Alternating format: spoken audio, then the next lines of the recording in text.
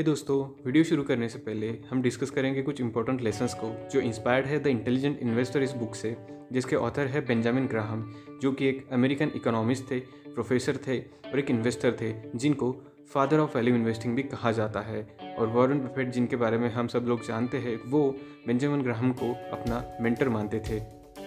Author आगे बताते हैं, हर कोई अपनी लाइफ में एक इन्वेस्टर होता है। कोई अपना समय इन्वेस्ट करता है, कोई अपना पैसा इन्वेस्ट करता है, तो कोई अपना दिमाग इन्वेस्ट करता है।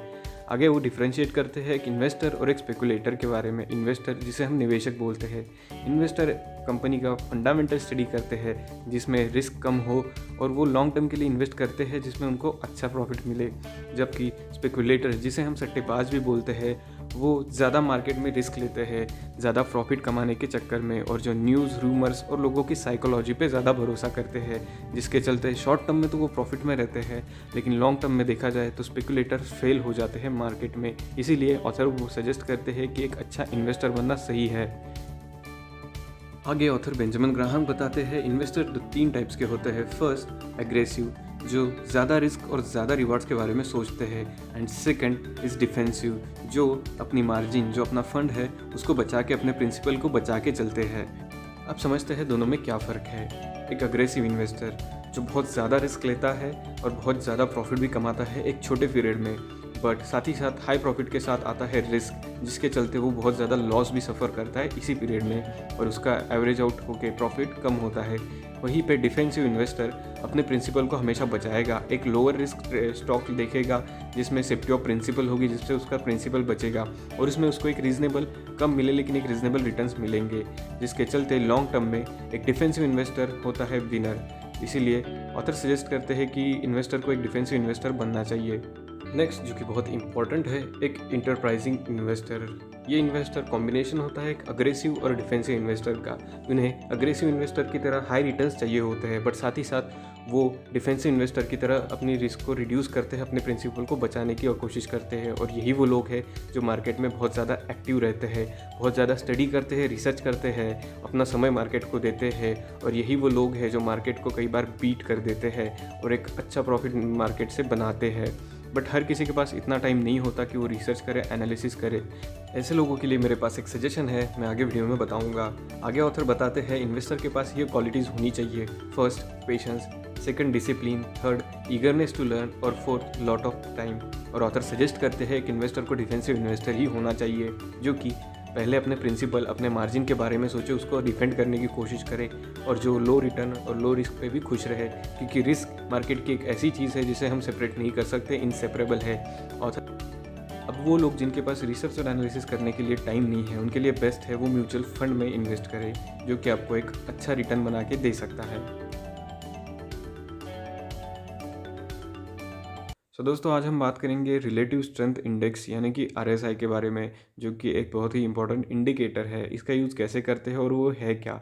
First thing, relative strength index यानी कि आरएसआई, वो एक पर्टिकुलर प्राइस पे उस स्टॉक में कितना मोमेंटम है, कितना मैग्नीट्यूड है, ये बताता है। और साथ ही में वो ओवरबॉट जोन में है या ओवरसोल्ड जोन में है, ये भी बताता है।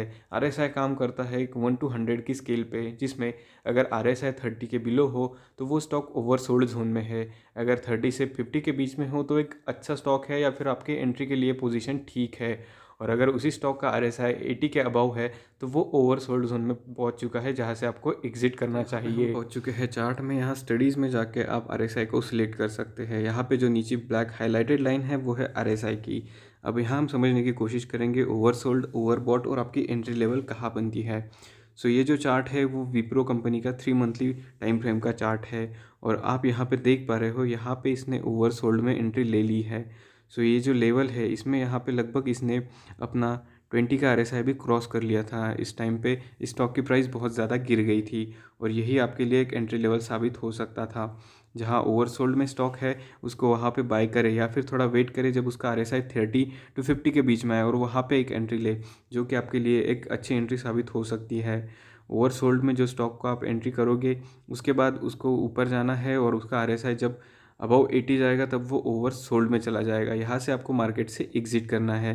सो जैसे कि हम यहाँ पे देख पा रहे हैं, यहाँ पे जो विप्रो का RSI है उसने अपनी 80 की लेवल को क्रॉस कर लिया था और जिसके चलते वो ओवरबॉट जोन में पहुँच गया था। इसके बाद इसमें सेलिंग शुरू हो चुकी थी और उसके बाद उस स्टॉक ने एक निगेटिव मोमेंटम दिया है। सो ये है RSI का यूज़। सो बेसिकली आपकी जो लेवल है वो 50 से 30 के बीच में आपको एंट्री लेनी है और RSI का 80 तक जाने पर या फिर 80 के अबव जाने पर आपको उस एंट्री को एग्जिट कर देना है, जहाँ पे प्रॉफिट बुक करके आपको निकल जाना है। और इसका मतलब ये नहीं कि RSI 20 पे ही अब या फिर RSI 30 के नीचे जाने के बाद ही आपको उस स्टॉक में एंट्री लेनी है, नहीं। उसको उस स्टॉक का RSI जो है वो 30-40 के आसपास आने दीजिए, उसके बाद उसमें एंट्री कंसिडर कीजिए। सो ये एक बेस्ट आपके लिए अच्छी स्ट्रैटेजी साबित हो सकती है। सो दोस्तों नेक्स्ट हम बात करेंगे बहुत ही इंपॉर्टेंट इंडिकेटर जो है VWAP, जिसे हम वॉल्यूम वेटेड एवरेज प्राइस भी बोलते हैं। अब ये जो इंडिकेटर है वो बस इंट्राडे के लिए ही लिमिटेड है, इसको आप डिलीवरी में यूज़ नहीं कर सकते, तो इसे याद रखिएगा। सो VWAP आपको बताएगा कि उसकी एवरेज प्राइस का रिलेशन उसके वॉल्यूम के साथ उस पर्टिकुलर प्राइस पे कितना वॉल्यूम उस दिन में ट्रेड हो रहा है, जिसके चलते आप बाइंग और एग्जिट कर सकते हैं।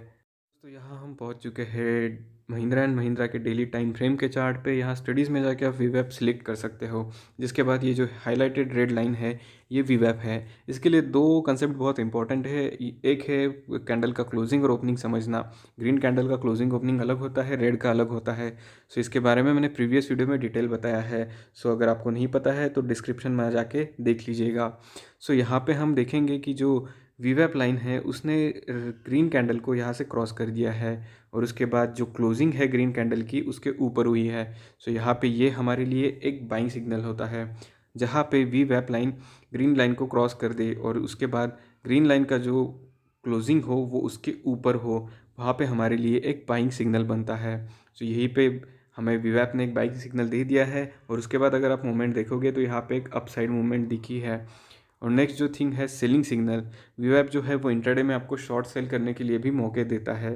सो जैसे कि हम यहाँ पे देख रहे हैं कि ये जो रेड कैंडल है, रेड कैंडल का जो क्लोजिंग है वो उस VWAP लाइन से नीचे हुआ है। सो यहाँ पे हमें एक सेल सिग्नल मिलता है, शॉर्ट सेल सिग्नल मिलता है, जिसके बाद मार्केट में एक निगेटिव मोमेंट देखा गया है। सो यहाँ पे जब VWAP लाइन रेड कैंडल को क्रॉस करे और रेड कैंडल का क्लोजिंग उसके नीचे हो, तो यहाँ पे हमें एक शॉर्ट सेल का सिग्नल मिलता है। और वहीं पे अगर VWAP लाइन ग्रीन कैंडल को क्रॉस करे और ग्रीन कैंडल का क्लोजिंग उसके ऊपर मिलता है तो हमें एक बाइंग सिग्नल यहाँ पे देखने को मिलता है। सो ये था VWAP का यूज़।